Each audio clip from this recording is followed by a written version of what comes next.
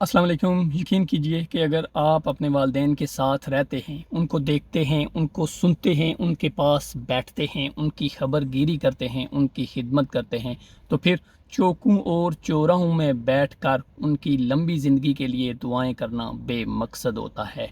आप उनके साथ अगर अपना टाइम स्पेंड करते हैं तो फिर आपको सोशल मीडिया के ऊपर बैठकर अपनी वॉलपेपर के ऊपर उनके बारे में पोस्ट लगाने की ज़रूरत नहीं पड़ती है। आप ये सोच रहे होंगे कि आप चौकों और चौराहों में बैठकर उनके उनके लिए कहाँ बातें करते हैं, उनके लिए कौन सी दुआएं करते हैं, या लोगों से उनके लिए दुआ करने की अपील कहाँ करते हैं। तो याद रखिएगा कि आज का चौक चौराहा बैठक और गली जो है वो ये आपके सोशल मीडिया पेजेस हैं, जहाँ पर आपकी अपनी जो प्रोफाइल है वो सबके सामने नज़र आती है। सो अगर आप उनके पास हैं तो ठीक है, ये सब चीज़ें आपको करनी चाहिए। और अगर आप उनसे दूर हैं, किसी प्रदेश में, किसी दूसरे मुल्क में हैं, उनकी खबरगिरी करते हैं, उनको फ़ोन कॉल्स करते हैं, तो ये आपके लिए यकीन कीजिए तसल्ली का बायस बनता है। और अगर ये सारे काम आप कर लेते हैं और ये आप अपनी ख्वाहिश के मुताबिक नहीं करते हैं, ये आपका दीन है, ये आपका मज़हब है, ये आपके नबी ने आपको हुक्म दिया है,